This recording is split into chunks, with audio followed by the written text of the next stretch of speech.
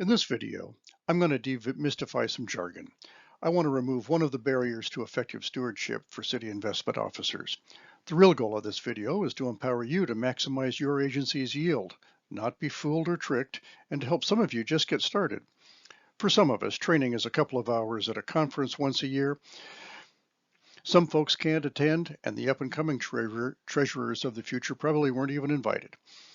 I think I can give you three things that you can actually use. How to use discounts and premiums to your advantage, help you appropriately care or not care about coupon payments versus accretion, and most importantly, I want you to use this in real life so you're not just reading textbook stuff, but you're really improving your results because you're using it.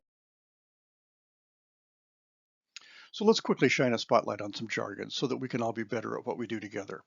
I want to show you how you can maximize your yield, your return on investment, by knowing the difference between buying at par or face value and buying at a discount or a premium. I'll show you some actual trade tickets, so I'll demystify a trade ticket a little too. Not a lot, just enough for the purpose of this video. What's important here is that there is no right answer without knowing other factors. I'll show you how paying a big premium can actually earn you a higher return. And along the way, I'm going to introduce more vocabulary words that you have to understand and master, which will be easy when we apply them to real life. I know we're talking investments, but think about receivables for a moment. The number one question we want to know is it collectible? If we know 100% we will collect, then we know we don't have to worry about keeping it on our balance sheets, right? A big balance from the federal or state government is a lot different than from a company that you hope is still in business a year from now. So when we think investments, safety is our first concern. We want to know we'll get the principal back. Then we can start thinking about timing and how we can maximize our yield. So here's a real life trade ticket for a $1 million bond, an investment I purchased when I worked for the city of Yakima. Here's the purchase price of $1 million. What did we just buy? It's a debt issue of Farmer Mac, Federal Agricultural Mortgage Corp., and it pays 2.35% interest per year. That means we'll get interest payments of $23,500 per year, and bonds pay semi-annually, so we'll get $11,750 every 6 months, up to and including the maturity date of June 1st, 2022. The price, expressed as a percent of face value, is 100%. No discount, no premium. We bought it in May of 2019, and it matures June of 2022. This is straightforward. All we want is our $1 million back at maturity and the interest payments along the way. Now that you know how to read a little bit of a trade ticket, let's look at a discount. Here we're buying another $1 million bond, purchased at $917,000. What's the coupon rate? Here it is. It's 2%, which means we'll get $20,000 per year paid semi-annually. Let's look at the cash flow of this bond. Here's the payment dates, and you can see that there's 9 of them. We'll receive $90,000 in interest, including that $10,000 that comes along with the return of the principal. But wait, we didn't purchase it for $1 million. Yes, the deal is that we get $1 million on maturity, but we've got a gain compared to what we purchased it for. So let's add those together. So we purchased it for $917,000, got $1 million at maturity, so our gain is $82,000. We add the $90,000 in interest coupon payments, and our total return is $172,696 on the $917,000 we bought it for. That's how an investment that has a coupon rate of 2% can give us a yield of 4.23%, which it tells us on the trade ticket. Let's lay a foundation.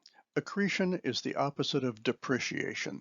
Accretion is the value of an asset increasing. Why do we care? Simply put, if you buy a bond for $800,000 or $900,000, that you get $1 million back at maturity, your principal grew. Doesn't matter what interest rate your coupon payments are, or even if it's a zero coupon. You realize accretion, the incremental growth of your principal. But let's combine that with a coupon payment. You can get part of your yield from accretion and part of your yield from interest payments. I show both of these with this graph. I can't think of how to show negative numbers in a stacked bar chart, but you can imagine a big coupon payment so favorable that you'd be willing to take a loss on the principal if the combined yield were good enough, right? So that would be buying at a premium. I really want to destroy any preconceived ideas, so let's illustrate. I'll show you two investments where a lower coupon, lower interest payments resulted in a higher yield. Here's two investments. The first one has a really high coupon, but combined with the purchase of the price yields 3.89%. The second one has a low coupon, but has a higher yield. Here, we've purchased a $1 million Treasury at a premium. We paid over $1 million.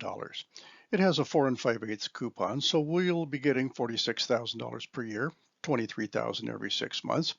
But the yield is less than the coupon rate. You're already guessing that it's because we paid a premium. Let's walk through that. Sure enough, we get 10 coupon payments of $23,125 to bring us in $231,250 in total.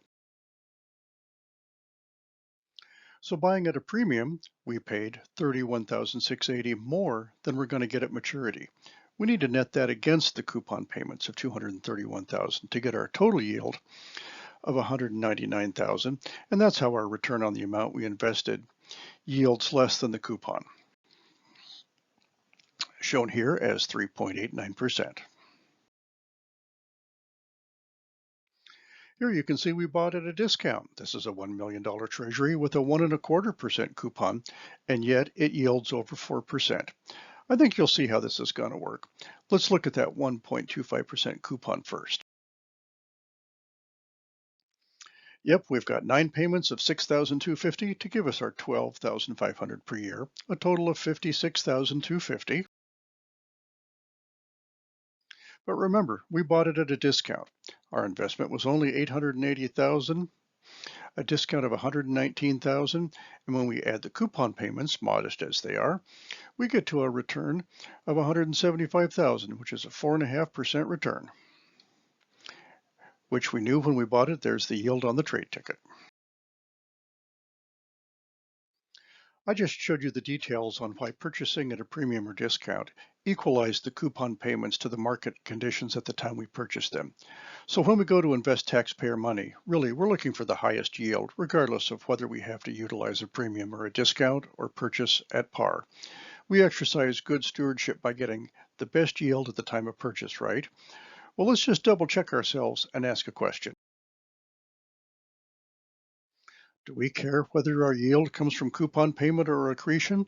In the back of the mind, you're wondering about cash flow or time value of money, aren't you? I mean, if we're sophisticated investors making $1 million purchases, we have to operate at a higher level of understanding. Yes, of course we care. We may have to wait 5 years on a discount bond to get that income in cash when we get the $1 million maturity. But here's another reality.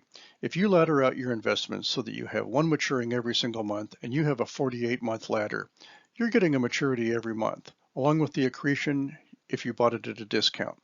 Not only that, but every month you have 8 coupon payments coming in. You're probably reinvesting the maturity, purchasing another investment 48 months into the future, but the fact is you're getting cash flow. 8 cash payments a month plus your accretion when that happens. When you purchase at a premium, you paid that in advance, but when you get a good yield, you want to invest more of your cash, don't you? My point is that by laddering in this manner, you smooth out your cash flow that you probably will not care if you're paying a discount or a premium. Hope you'll watch some of my other videos. Please invest in yourself. Learn how to take responsibility for your agency's investment policy, strategy, and procedures. By learning basic foundational investment best practices, you'll serve your agency better and the people whose money you're managing. The best way to be a more valuable public servant is to decide to seek the good of others, including the taxpayers whose money we steward. Our success lies in helping others succeed. This video aims to help you because it's your efforts that will contribute to the success of your city and make it a better place. Thanks for watching.